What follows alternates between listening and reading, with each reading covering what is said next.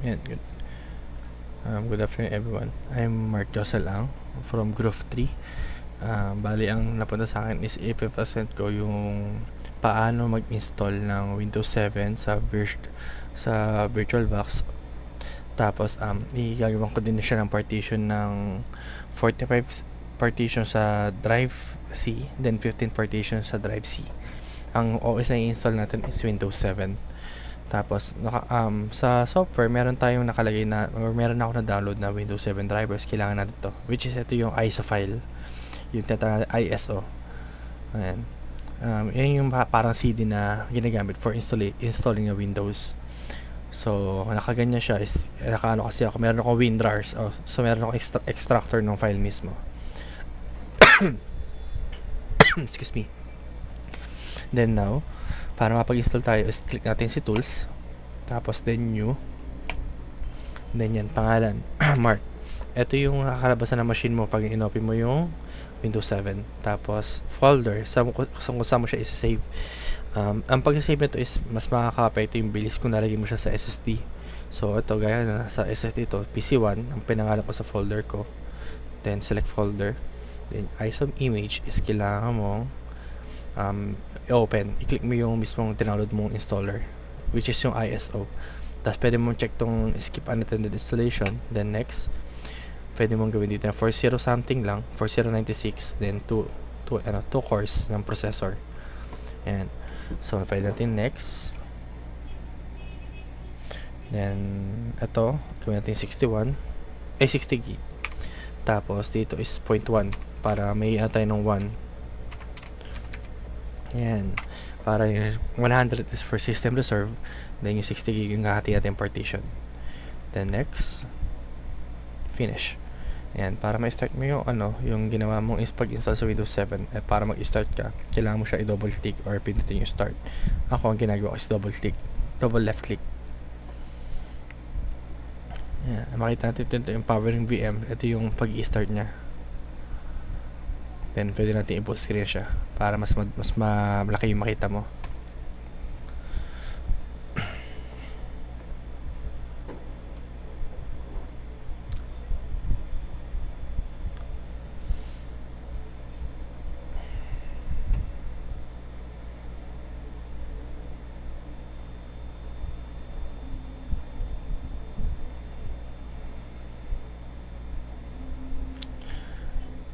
Ayan, medyo after ng setting up, pinutin natin yung next. Then professor by 86, then next lang ulit natin to. Next, then I accept this license terms. Ayan.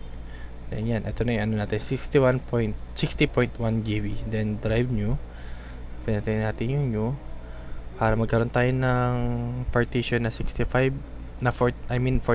gig.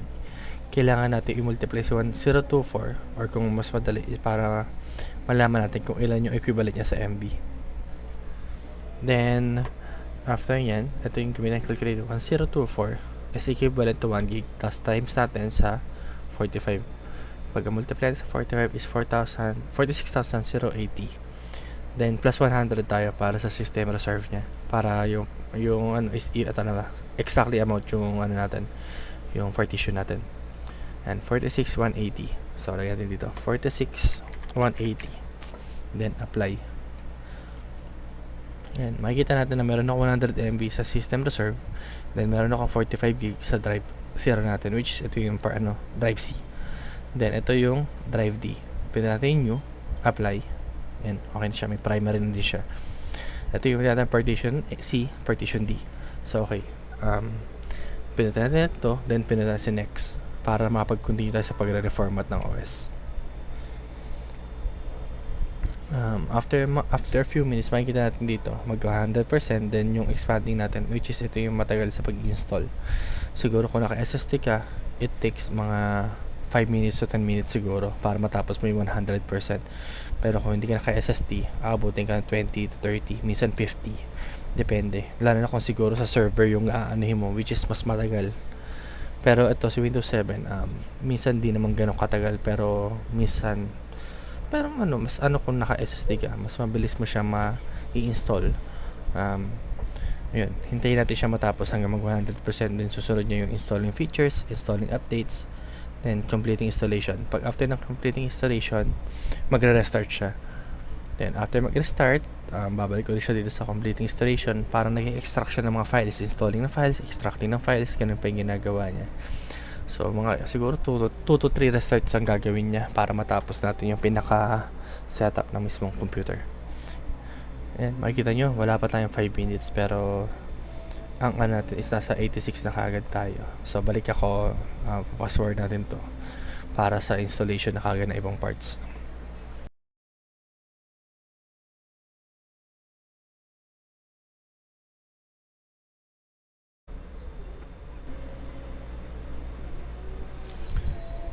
And tapos na pala kagad. Ang bilis na natapos kasi after ng installation na yun, dire-diretso na siya yung pag-check niya. Then yan, magre-restart na siya. Hayaan natin siya mag-restart ng kusa.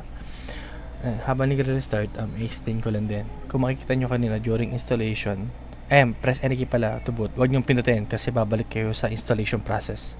So hayaan nyo lang, magtutuloy siya. Setup registration. So yun, tutuloy natin yung sinasabi ko kanina. Mapapansin nyo sa installation kanina, yung professional kanina is naka x86. Means yun po yung equivalent ng 32-bit. Tapos ang equivalent 32-bit natin is pag kunyari sa OS, normal OS, merong limit na pwedeng basahin ang RAM lang. Kunyari ang sabihin natin si 64-bit is kaya after 32 gig. Si 32-bit is may minimum siya na parang 4 gig lang yata or 2 gig lang yata ang binabasa niya. Hindi ko sure, pero pag check ko, malalaman natin yan ang maximum niya. Then ayan, naka-isang restart na tayo, kino-complete niya yung installation. Then yan, magre-restart ulit siya ng panibago. So kung bibilangin natin, pangalawang restart na tayo ngayon. Excuse me.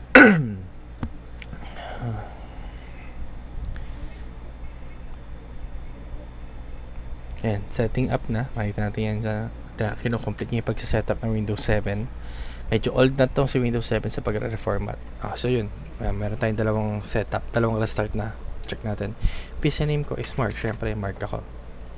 The next password, ayoko maglagay ng password, so I just next it. Protection, later na lang. Pwede ka naman i-set up pag nagkano tayo ng on the spot na ng computer. Pag ano na. So later na lang. Yan, importante ito, time. Ang Philippines is plus 08 ang time natin. So usually ang ginagamit ko dito is Singapore. Yan. Pagka-check mo is automatic mag-sync na siya sa time.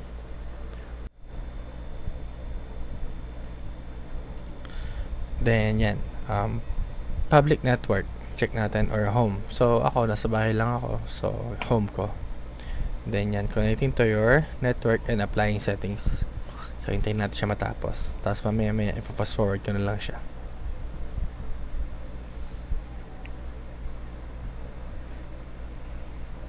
Yan, tapos kagad siya.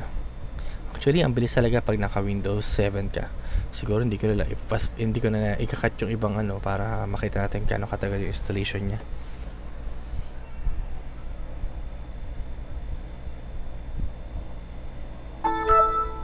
Yan, tapos na tayo mag-setup. Mag-reformat. So ngayon, check natin si drive, yung mga drives natin. Yan. Makita natin dito is 44.5. Dapat hindi. Dapat 50 siya kung tutignan natin. Kasi wala naman tayo na. Misa kasi sa OS mismo siya nagkaka-problema. Gaya na to, hindi siya nag-ano. Pero pag ni-reformat natin siya, double click ko, then format this, then start reformat. Okay. Yan. 15 gig lalabas sa kanya. Yan, 15 gig. Pero kung i-check natin yung mismong partition natin, kung anong management niya, punta tayo dito sa this management. Yan, hintayin natin. Medyo mag-load siya kung after mag-load.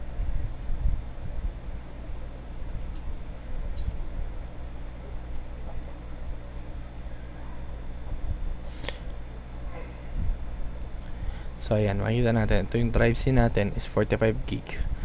Ito na naman yung ano natin is 15 gig. Tapos yung ano natin is to is naka system reserve natin is 100 MB. So ayan, nagawa naman natin yung base sa ano natin na tama naman yung computation natin. dito, tama yung lumabas natin. Yun nga lang talaga, minsan di nagiging perfect ang system. Talagang magkakaroon siya ng mali sa lalabas niya. Yan lang po. Thank you po.